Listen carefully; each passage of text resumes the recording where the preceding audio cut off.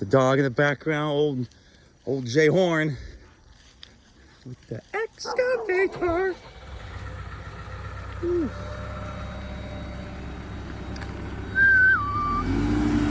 Yes, sir.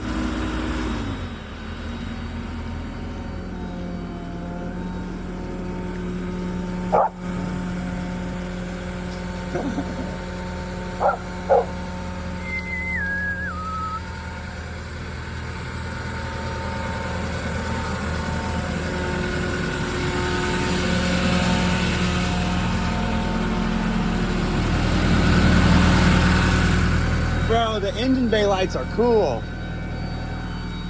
Why is it screaming at you?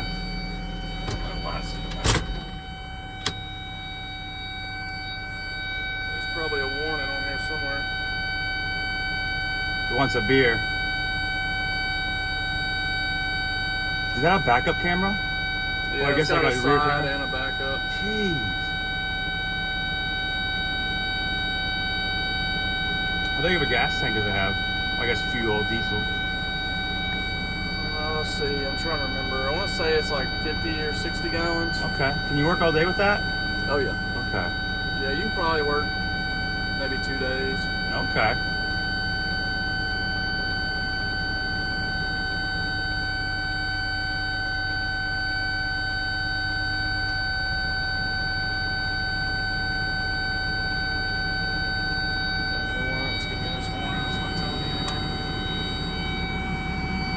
Is she not happy with you, Jonathan?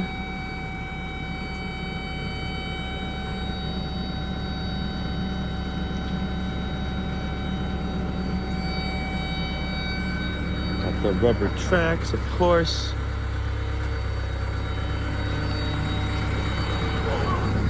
Got the engine bay light, of course. Hi, buddy.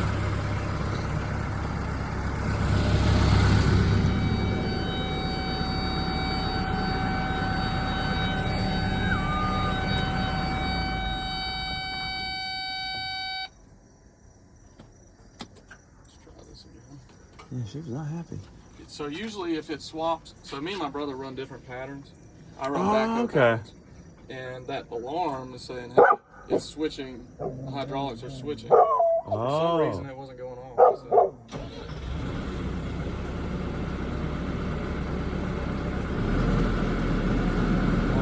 Haha.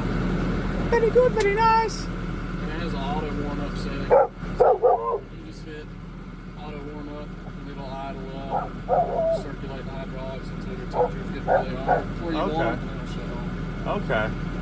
You always warm it up? That's smart. And then for these, on the smaller machines, it doesn't really matter, but the larger machines with the turbos, they say that before you shut them down, you should let them cool down for about 5 minutes. I've heard that. My buddy, I don't know all the science behind it, but anytime we get ready to shut down for the day, let it sit at low idle for about 5 minutes. Yeah. It's like, well, obviously, when you heat cycle various components, the more consistent, like the less rapid the changes is, the easier it is on the components. So that slow cool down, yeah. The visibility's pretty good too. Do you ever do much like evening or night work? Are you ever forced to? I've done, yeah, a few times. Not on this machine. Louie, hush. I haven't done it on this machine yet. We're about to hit 400 hours on this one. Oh. Time to get rid of it. Yeah. Bro. It's crazy how much the used stuff's going for at the auctions. Stuff that barely has life left, it looks like. Tracks slopping, bucket wobbling, like clanking and clattering. Can't even get started on the block stuff. Yeah.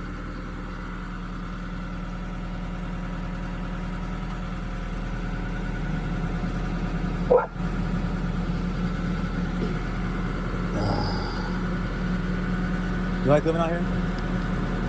Yeah, I love it. Did you grow up around here? Okay. Yeah, that house right there is where I grew up. Really? This is literally your stomping grounds. Yeah, like as a little kid, we would go out and just run around in the woods all day. Okay. That's cool. Is there like a stream or a river going anywhere through your property? There is a small creek, but it's not always flowing. Okay. We used to have a little bit more land further down, but there was a little family dispute. Somebody destroyed the will, so my grandpa couldn't prove it was his, so alright, we'll just put it up for sale, and it's been up for sale for a while.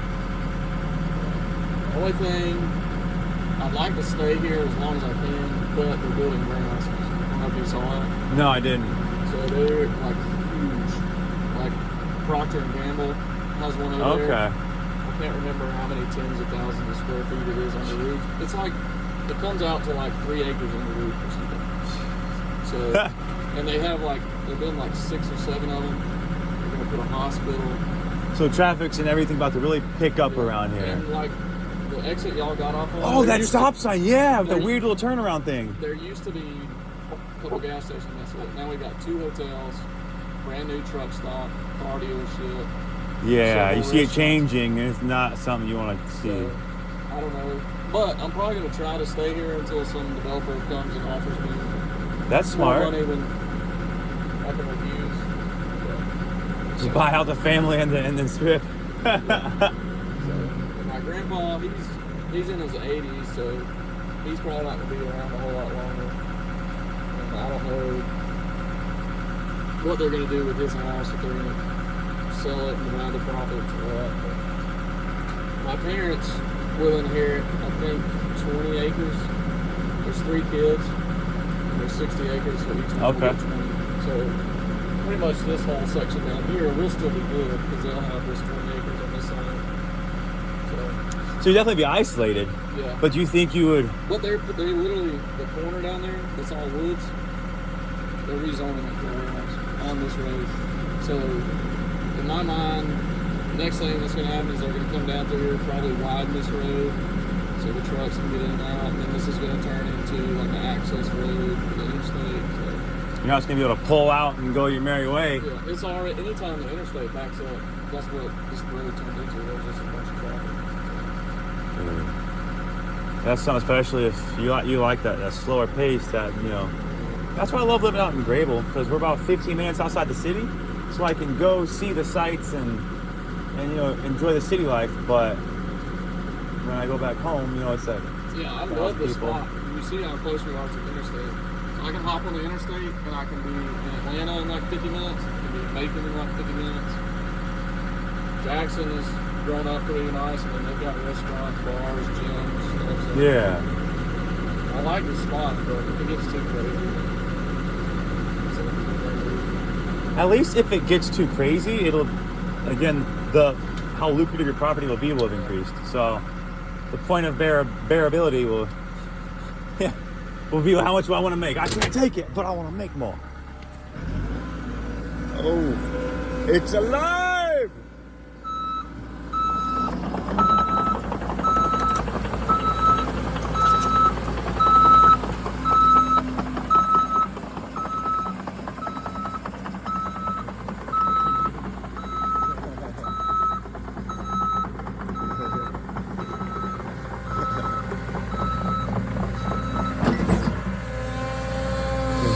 Oh!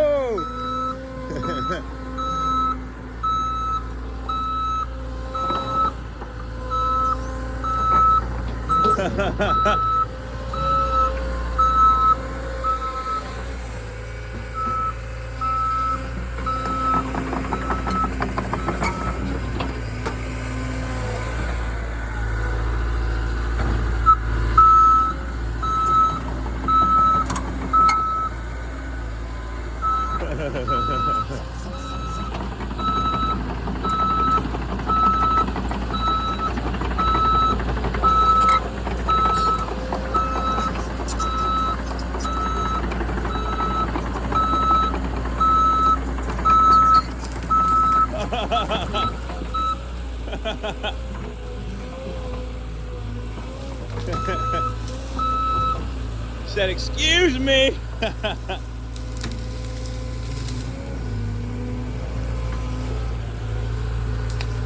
Yes, sir.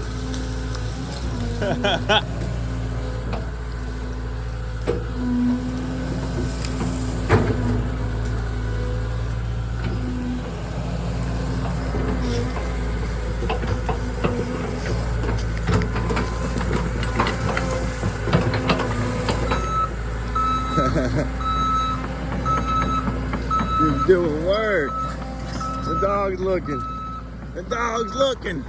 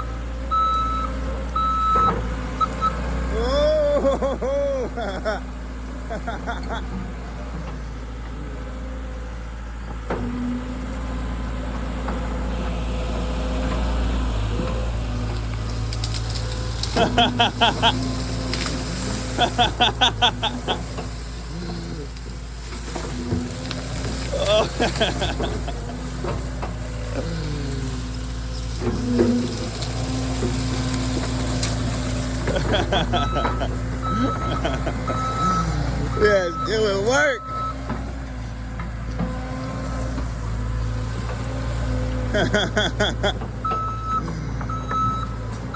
Old John doing work.